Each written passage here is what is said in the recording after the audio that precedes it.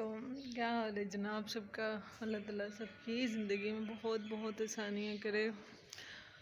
सर्दियाँ बहुत हैं, नहाना भी एक जहाद बन चुका है।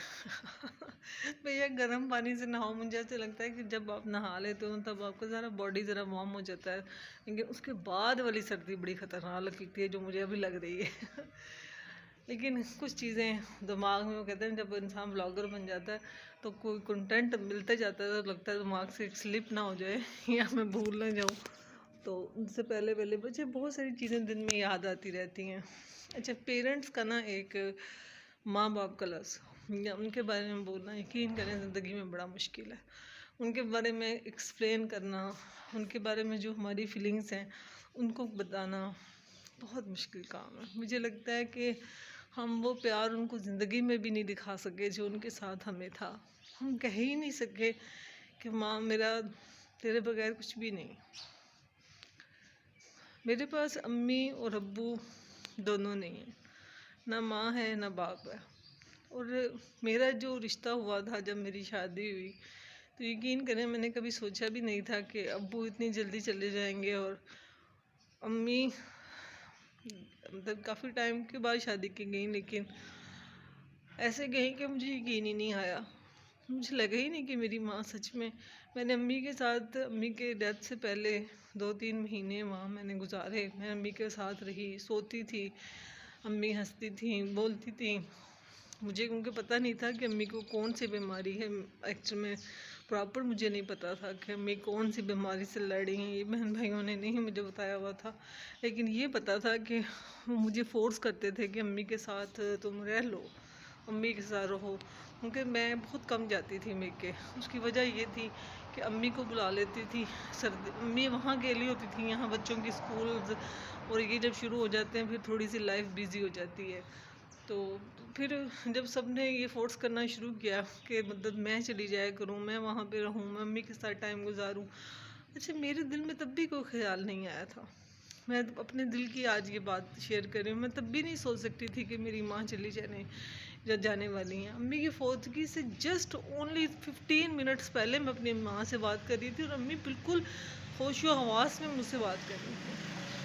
लेकिन मेरी एक कैफ़ियत कि जब अब्बू दुनिया से गए, तो मुझे याद है कि रात का कोई 1 डेढ़ का टाइम था और मेरा बड़ा बेटा जो था वो 4-5 साल का था और बेटी मेरे ख्याल में पैदा हुई थी अभी, ये स्टेज थी।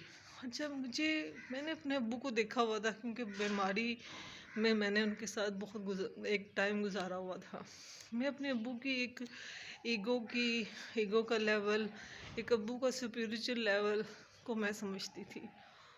मैं आज भी कई दफ़ा अपनी बेटी को कल बता रही थी कि जब भी कोई टेंशन आती थी मैंने अब्बू को फ़ोन करना, अम्मी को फ़ोन करना, तो वो भी बात होती थी। तो मुझे बड़ा मान होता था कि मेरी माँ ने दुआ करनी और मेरी टेंशन्स ख़त्म हो जानी है। कभी किसी ने सोचा है कि ये कितना तकलीफ़ दे मरला होता है कि जिस मतलब घर में, जिसके सहन में आप पले बड़े होते हो, जिन माँ बाप के साए के नीचे आपको दुनिया का महफूज तरीन लगता है कि यार इनकी दुआओं से हम बच जाएंगे, यहाँ से भी बच जाएंगे, वहाँ से भी बच जाएंगे। लेकिन जब वो सारे साए उठ जाते हैं, दुनिया से चले जाते हैं, मैंने पूरी कोशिश की है कि मैं एक्सप्लेन कर सकूं उस कैफियत को कि जो लोग इस चीज़ को समझे बगैर आगे लेके चलते हैं। हमारे पास माँ मौजूद होती है लेकिन हमें कदर ही नहीं होती। आज के दौर में जो मैंने बच्चों को देखा है, हर बच्चा को लगता है कि ये हमारी माँ बेवकूफ़ है, हम बहुत अक्लमंद हैं। हालांकि देखा जाए तो हमारी माँ ने एक पूरी लाइफ गुजारी हुई है। मैंने अपनी मिसाल दे रही हूँ। हमें पता है कि ये रास्ता इसको कितनी देर तक आगे चल के फ्यूचर का सही दे सकता है, ये नहीं है, ये बच्चा यहाँ तक जा सकता है या नहीं, ये माँ से बेहतर कोई नहीं जानता।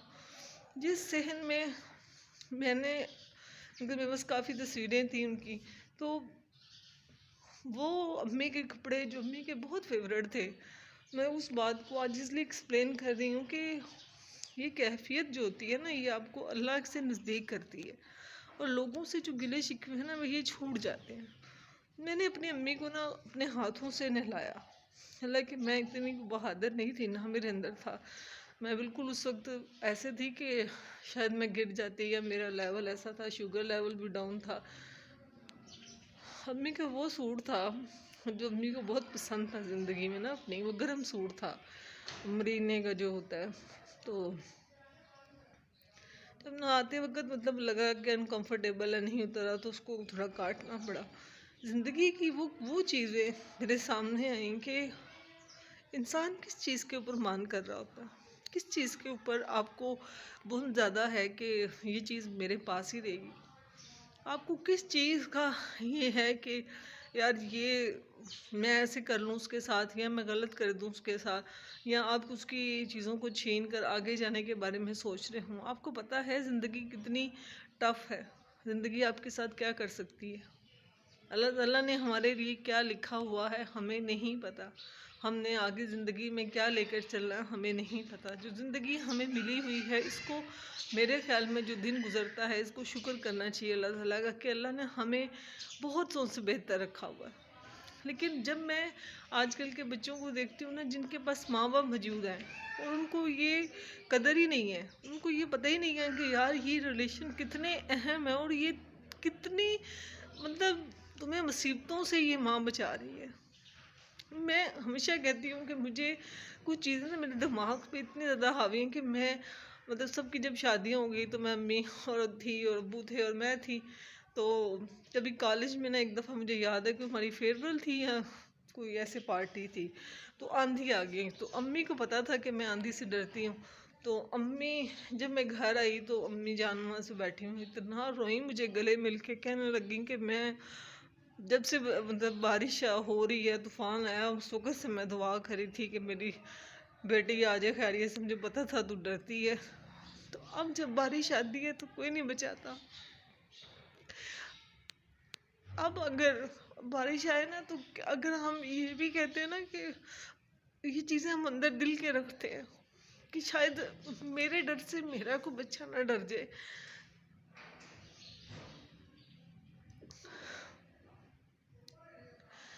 मैं कभी कपिल शर्मा शो नहीं देखा था, मुझे नहीं पता था ये कपिल शर्मा शो क्या है। अम्मी को जब मैंने फ़ोन करना ना, तो अम्मी ने कहना मैं कपिल शर्मा शो देख रही थी। जब मैंने अब देखना शुरू किया तो मुझे समझ आई कि वो क्यों देखती थी, उनका क्या माइंड था।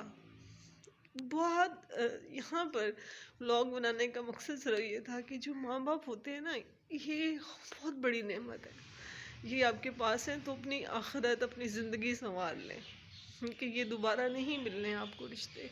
इतने मुखलस रिश्ते हैं ये कि आपकी सोच से भी बाहर हैं। इस तरह का प्यार आपको किसी ने भी ज़िंदगी में नहीं देना जो एक माँ देती है, जो एक माँ अपने बच्चों को पालती है, जो बाप एक अपने बच्चों के लिए करता है।